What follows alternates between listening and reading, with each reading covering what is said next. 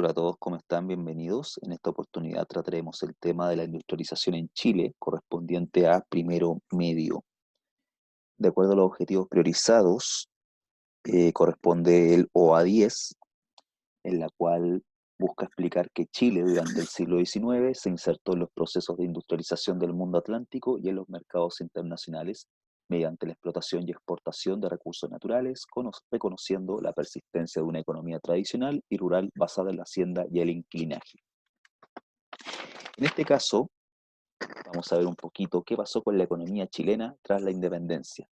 Durante la colonia, la economía de nuestro país dependía de sus exportaciones 100% al mercado peruano. Nuestras exportaciones tradicionales eran la minería, que se desarrollaba de forma marginal, y especialmente el trigo.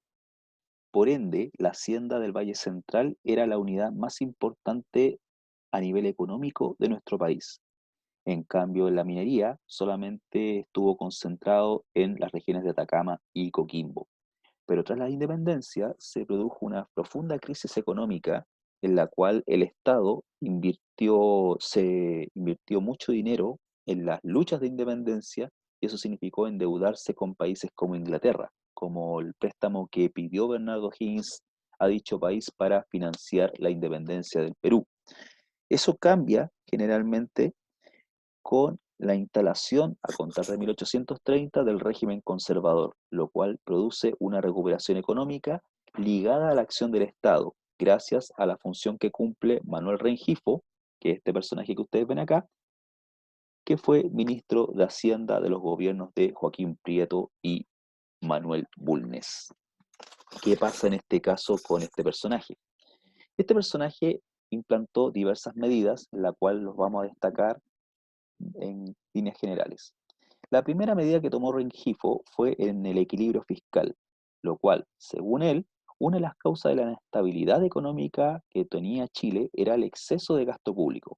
Para ello, estableció una política de austeridad fiscal en la cual se disminuyó el sueldo a las Fuerzas Armadas, le quitó también porcentaje de recursos y lo reforzó en otras áreas como la economía, procurando que los gastos del Estado no fueran mayores que sus entradas, que eran en esa época provenientes de aranceles aduaneros, impuestos internos indirectos y el estanco. No olviden que el estanco era el monopolio estatal sobre algunos productos como el licor, los naipes y el tabaco. Además, también se eliminan algunos impuestos que ya eran considerados obsoletos, como la alcabala. La alcabala era un impuesto colonial que abarcaba el 10% sobre los bienes muebles e inmuebles. En cambio, lo reemplaza por un sistema de catastro, el cual solo aplica el impuesto del 3% sobre la propiedad agrícola, lo que eso implicó mayores recursos para el Estado. Además, también se encargó de la deuda interna y externa del país, por ello tenía que arreglar primero las deudas con los particulares y además renegoció la deuda externa con Inglaterra, lo que facilita el acceso de Chile al crédito internacional. Además, también hace reformas a nivel de aduanas. Por lo tanto, establece que Valparaíso pasará a ser el principal puerto del país, ya que establece los almacenes francos. ¿Qué importancia tenían dichos almacenes? En la cual los barcos, al llegar a Valparaíso, podían dejar temporalmente su mercancía sin costo, lo que posiciona a dicho puerto como el principal centro comercial del Pacífico, lo que generó también la llegada de inmigrantes europeos que desarrollaban actividades comerciales. Además, también establece un nuevo régimen aduanero, fijando aranceles para mercaderías importadas o exportadas. Pero ojo, deja libre de impuestos a productos declarados de utilidad pública para el país. En este caso, esos productos serían libros y material científico.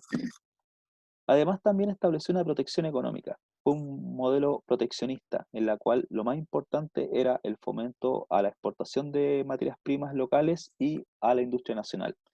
Como teníamos muy poca industria nacional, debido a la implementación del libre comercio, se protegió específicamente lo que fue la actividad agrícola y las industrias nacionales, principalmente los textiles y los calzados. Fueron protegidos por el Estado aplicando aranceles muy fuertes a los productos de importación que venían de Europa o de Estados Unidos.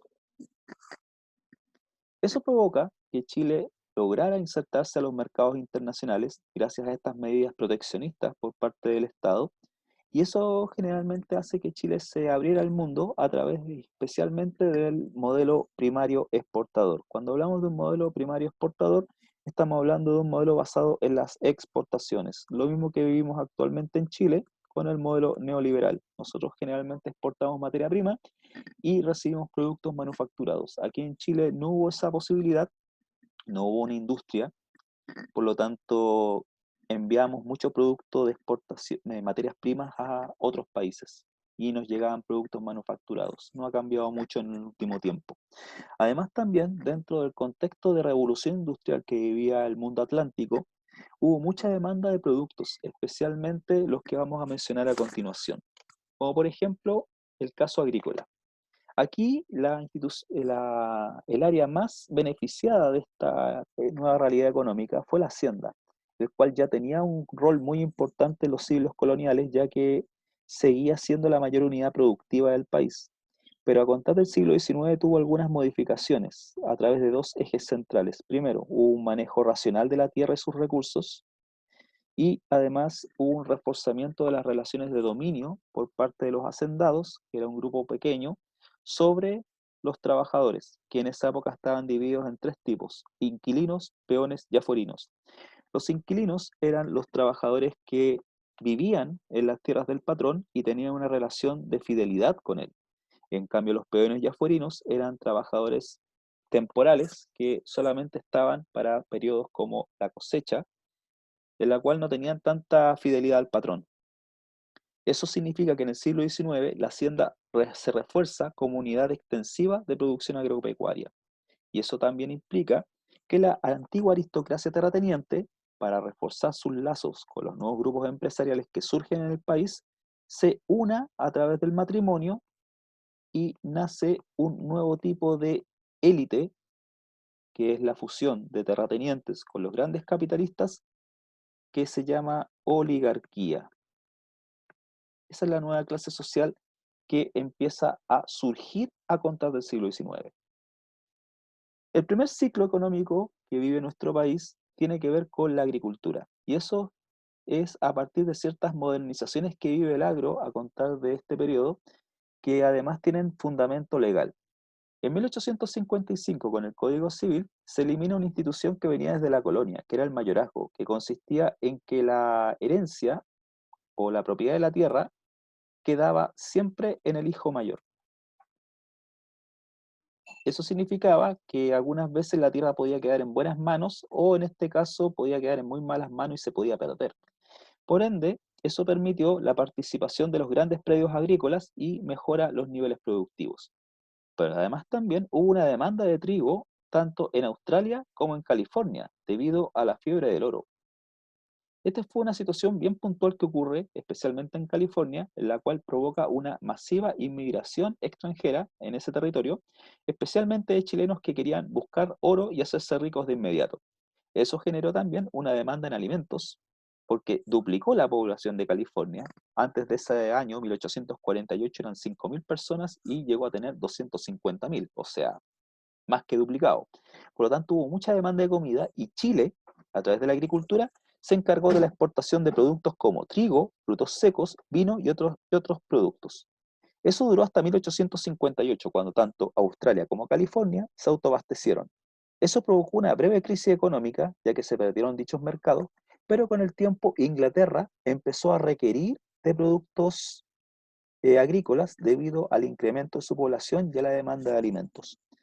Valparaíso refuerza su rol como principal puerto comercial del Pacífico Sur y la clase terrateniente, eh, compuesta por muchos agricultores, empieza a formar una institución gremial llamada la Sociedad Nacional de Agricultura en 1838, cuyo principal objetivo fue mejorar e innovar la actividad agrícola del país. Para eso, arrendaron un espacio en la afuera de Santiago en esa época, que se llamó la Quinta Normal de Agricultura, que actualmente es un parque, y ahí se hicieron experimentos agrícolas y ganaderos y eso significó después la aplicación al campo chileno. Además también, de forma simultánea, se produce el ciclo minero. En este caso esto todo antes de la Guerra del Pacífico. Entre 1820 y 1880, la minería chilena estuvo concentrada en tres grandes productos, que fueron la plata, el cobre y el carbón. En el caso de la plata, se produjo un auge a contar de 1832 cuando se descubre el yacimiento de Chañarcillo. A partir de ese instante, la región de Atacama pasa a ser el principal productor de plata a nivel nacional y eso significa que colocó, gracias al auge de Atacama, convierte a Chile en uno de los países productores de plata en el siglo XIX, incluso como principal productor. También el cobre tiene un auge gracias al desarrollo de yacimientos tanto en Atacama, en el Valle de Aconcagua y en Cachapoal, especialmente en el mineral del Teniente. Eso significa que la explotación de cobre se incrementa debido a la demanda internacional que empieza a haber desde Europa y Estados Unidos. Por lo tanto, para que el cobre llegara refinado a dichos mercados se tuvieron que crear fundiciones como Tamaya, Tongoy y Guayacán, que actualmente están en la región de Coquimbo. Además también el carbón se descubre a mediados de 1840 en la región del Biobío, específicamente en Lota y Coronel. También hubo una mayor demanda de productos debido al auge de la navegación y la necesidad de combustible para la industria. Por lo tanto, se requería mayor cantidad de carbón.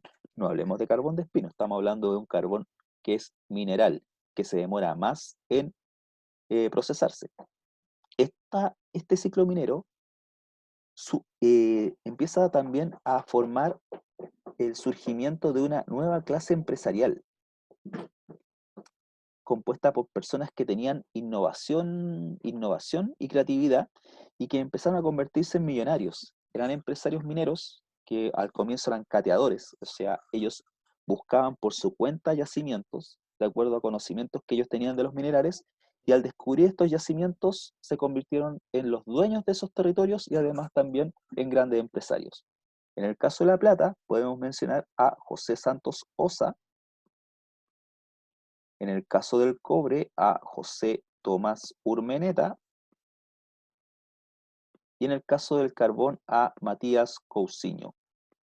Estos personajes con el tiempo pasaron a ser hombres muy influyentes dentro de la sociedad chilena y mostraron su riqueza a través de sus propias casas particulares que construyeron. Ejemplo, el Palacio Cousiño.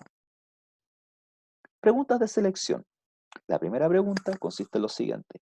El aumento de la producción triguera a mediados del siglo XIX en Chile se produjo debido a un mejoramiento de la técnica de cultivos con el uso de nuevos abonos, un incremento de las exportaciones a Perú, la compra hecha por Europa que vivía una crisis cerealera, el aumento de la demanda interna ya que aumentó la población, o la demanda de los mercados de California y Australia.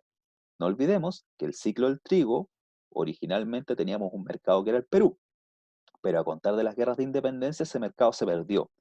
Por ende, tuvimos que esperar hasta la década de 1840, hasta 1860, cuando se produce el auge de la demanda de productos en California y Australia. Por lo tanto, la respuesta correcta sería la E. Otra pregunta. El rol ejercido por la Sociedad Nacional de Agricultura, que se fundó en 1838, en el mejoramiento de las técnicas y uso de nuevos cultivos en el agro, fue impulsado a través de el Instituto de Desarrollo Agropecuario, la Escuela de Artes y Oficios, la educación en escuelas rurales, la Quinta Normal de Agricultura o la Facultad de Agronomía de la Universidad de Chile. En este caso, ellos, en 1838, requerían de un lugar para experimentar nuevas tecnologías en la agricultura y en la ganadería. Por lo tanto, acuérdense que ellos arrendaron un espacio que pasó a ser con el tiempo la Quinta Normal. Por lo tanto, la respuesta correcta sería la D. Ya muchachos, esto es todo por hoy.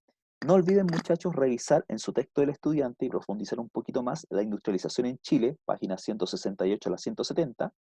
Revisar este video que está en puntaje nacional con respecto a la formación del Estado-Nación en Chile. Nos veremos en otra oportunidad. Chao.